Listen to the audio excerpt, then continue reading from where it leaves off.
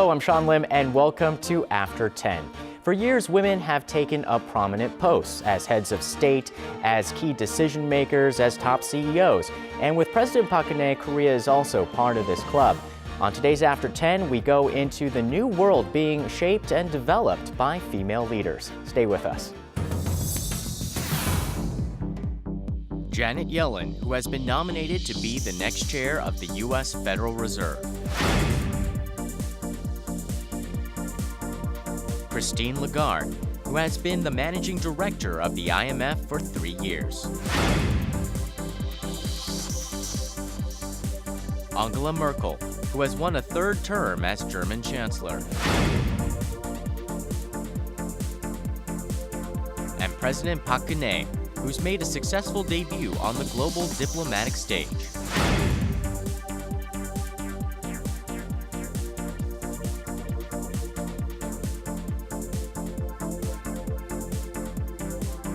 Women are holding more positions of power in the international community. Women have served as the Secretary of State in the U.S. for the better part of the last decade. And Hillary Clinton is positioning herself for a run at the presidency in 2016. A win would make her the first female president in U.S. history. Female leaders are also rising in the field of information technology, including Marissa Mayer at Yahoo and Sheryl Sandberg at Facebook. Female leaders are playing leading roles in the international community.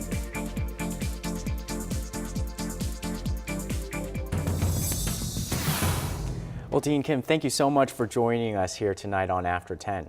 Thank you very much for inviting me. So we're going to go into a discussion about women in power, but we don't want to overgeneralize this topic. So let's just start with what we can see. We have German Chancellor Angela Merkel winning a third term. Christine Lagarde has been running the IMF for years. Janet Yellen has recently been nominated to run the U.S. Federal Reserve Board. And here in Korea, we have a female president, President Park Geun-hye. Why do you think women are holding more substantial positions of power these days? I may say that it's been a long time coming. There are over 200 countries in the world, and if you think about how many are headed by female leaders, it's still a small minority. Only less than 10% are headed by women heads of state. So I think it has been a long time coming. I think the 21st century being more of soft power rather than hard power.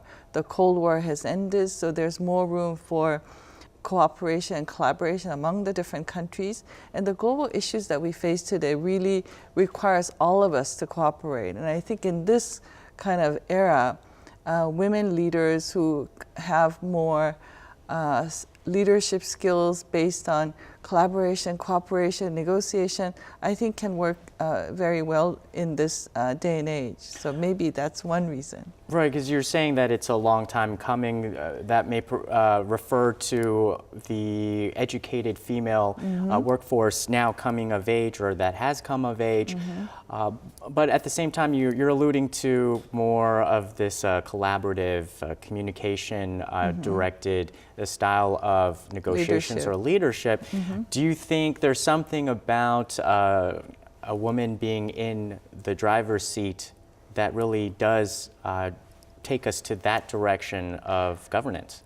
I think because women in many different countries have been sort of the second-class citizen for a long time, and they really, and the other thing is, they were the carekeepers of the household, of their children, of their families, and so on. So they have been much more attuned to listening to others, trying to balance work and life, balance the different needs of their parents, husbands, children, and so on. So I think they have developed these skills to really negotiate and balance. And I think these skills are really becoming very important in this day and age. So I think the skills that they have had out of choice, sometimes not out of choice, but out of necessity, I think are working really well. Right, just by its very nature to run a household and a family, and then also work takes like a natural-born multitasker and listening to different points of view. Right. So the era of the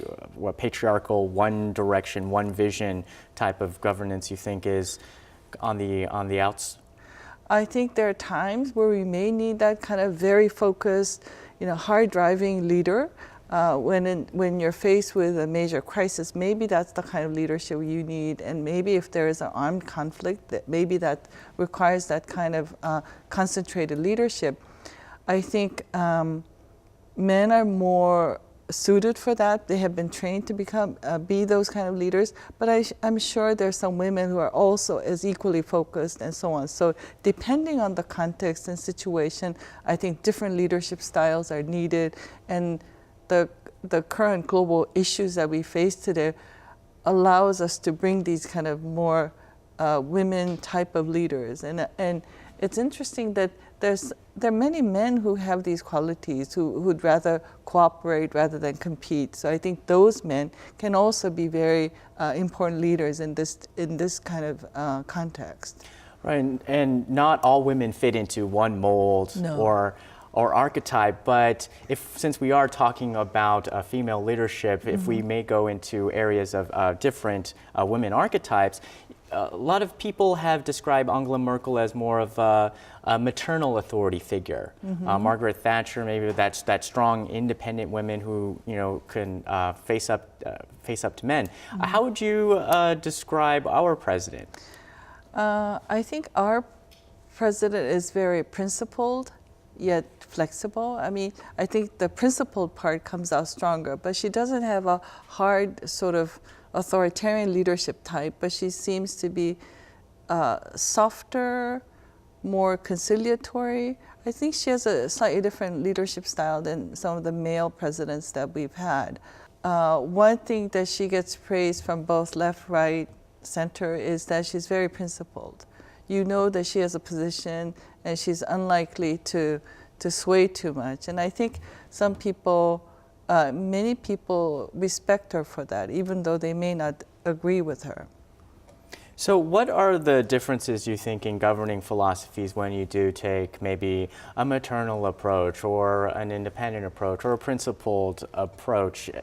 Of course, men can also take those types of avenues, but how does it change the color when a woman is there, especially when there haven't been many in that position before? I think one big difference that I see in many of the women leaders that I see in academia, in business, and in the political world is they listen. They seem to listen more. They're much more attuned to what others are saying. So I think this is the kind of leadership that looks all directions, trying to find a common path that fits many of the people's needs. Even President Park Geun-hye was seen as rather conservative in her politics. You saw that the agenda that she brought forward during her campaign and now with economic democracy, it's really a participatory democracy in the business place. These are not the political issues that the Conservative Party usually takes on. She took on a lot of the initiatives of the more progressive, labor-oriented parties, including the welfare. So you can see that she's trying to be more conciliatory and listening to what the people wanted, and I think that's one of the ingredients of her success as when she was elected as president, because she was able to embrace the other party's agenda much quickly than the other party was ready to embrace. So for them, they've probably been able to manage the opposition, but from people who are just from the general public, still where is that area of friction or opposition that many female leaders face? If you listen to their personal histories, it's not a bed of roses. And if you listen to President Park, who doesn't often talk about her path, the life she had held is not an easy one. It was always in the limelight.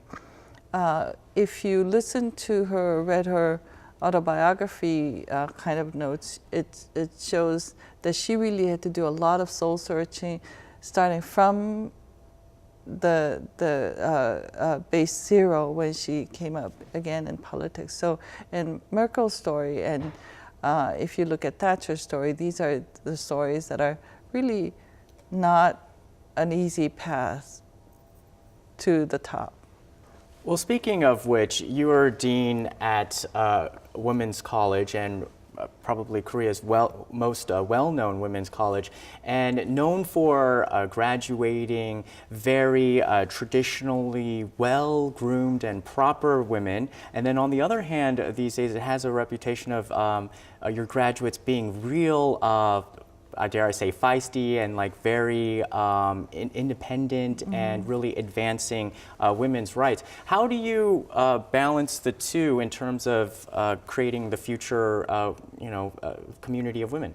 I don't see that I have to balance these two different stereotypes. I mean, you can wear, Kill Hill shoes and do whatever you want and be a feisty leader.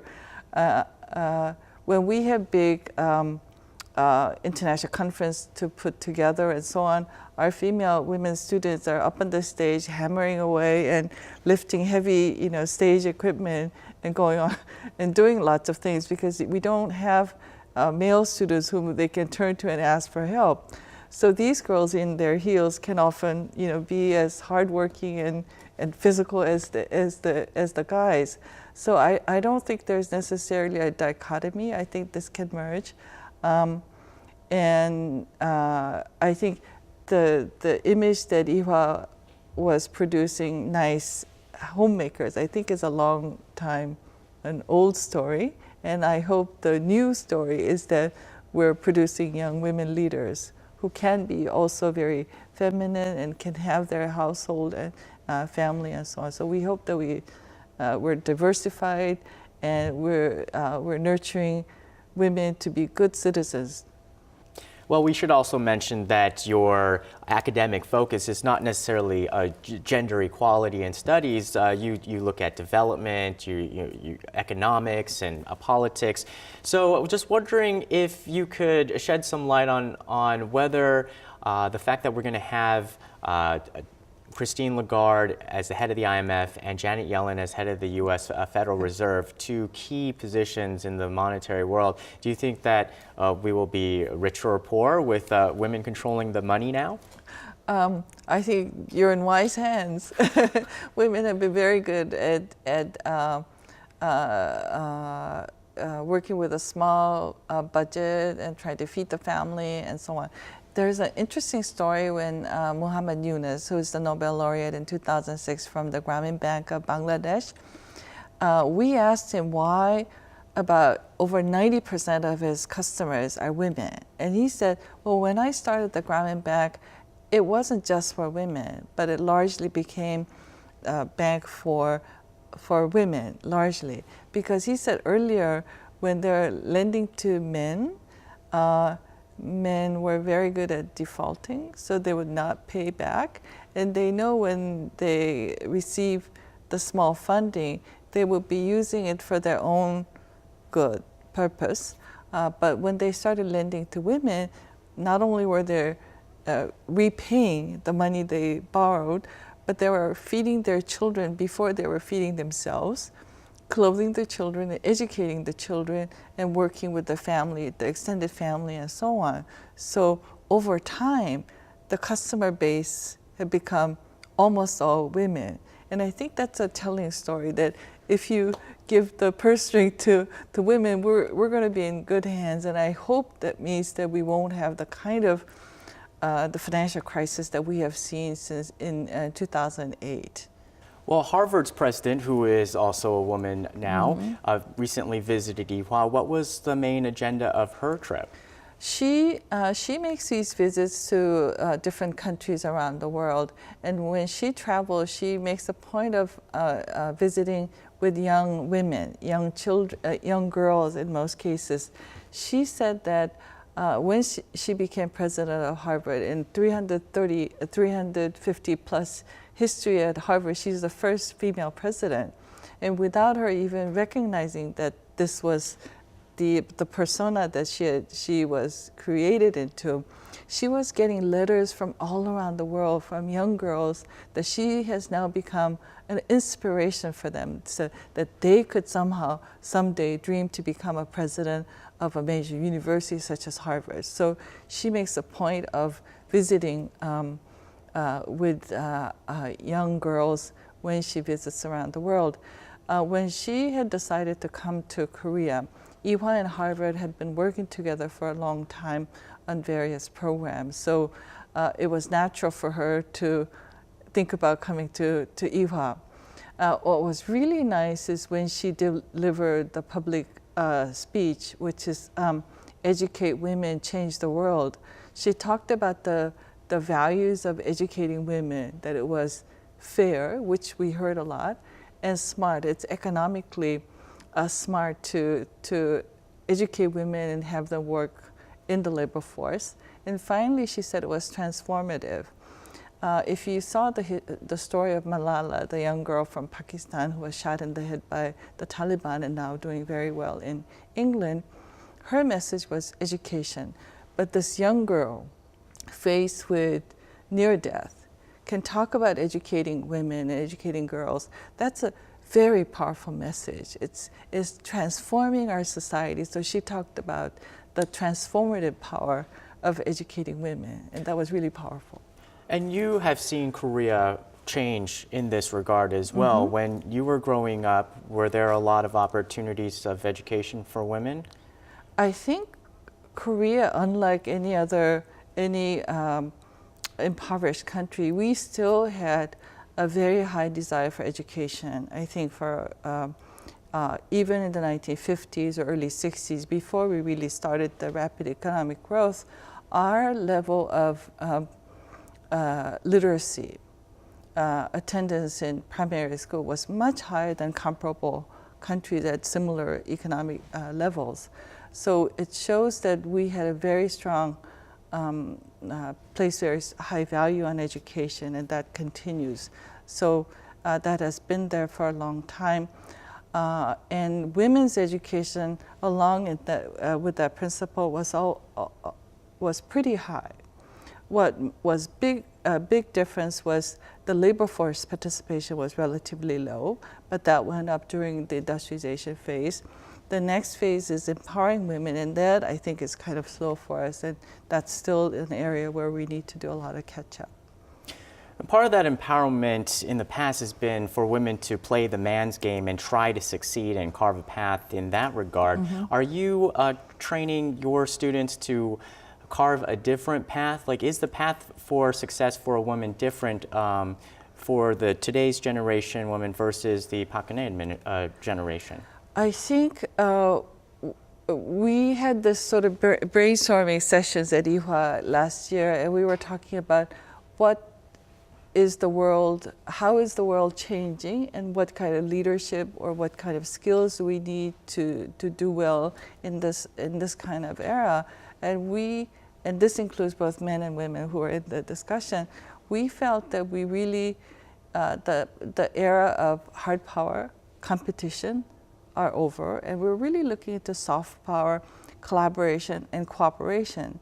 When you think about some of the global problems that we face, like climate change, terrorism, these are not issues that only just one country can solve. It really requires collaboration, talking to one another, agreeing on a common goal, and working together. And this kind of leadership, this kind of strengths, I think, are closer to what women have exhibited in the past. So it is closer to the kind of leadership that women have, but I don't think it's just confined to women. I think it's for all of us to find this kind of different modus operandi in the 21st century. So if this future of collaboration and cooperation would require a diverse group of people at the table, what can be done internationally to foster more women to be in positions where they can have a strong influence? In some countries, there seems to have some success with setting quotas for women in the parliament, not setting quotas for how many would be elected into parliament, but at least in the electoral, how many they would nominate to run for their party and so on. So there are some institutional changes, legal changes that we probably should make to be more attuned to giving diversity and giving voice to different groups of people who may have been marginalized in the past. So I think it's not just about women, it's about some marginalized group of men as well, if there are some groups that have been marginalized. So it's really trying to bring the different voices together so that we can have a more open and more encompassing dialogue and discussion. And women aren't alone in the struggle in this path towards gender equality. What should men understand or know? That's a very difficult question. Well, how do you perceive this? Do you find it very difficult to have women as your boss, for example? No, I think there's a lot of disruption, good disruption that happens when there is somebody who doesn't fit the status quo or the way things have been done. So there's room for innovation and change there. Yeah. But I always wondered, from perspective of somebody who works in this area, how sometimes I'm sure you wish there's something that you wish that men could just realize or get or understand. I think there's a lot of room for men to contribute and be part of this, because it's not just when you talk about women becoming leaders or women playing a more responsible role than in the past, it's a role that it has not been given to them, even though they may have had good leadership qualities or qualities that society sought, but just because they were women, they were left out. So I think it's really providing an equal opportunity for smart people, for people who are dedicated for the public good and so on. So, and this is something that I think both men and women will become happier as a result of this. They will find that men don't always have to be, lifting the heavy suitcases by themselves. There are women who can help with the heavy lifting. They can hammer as well as the guys.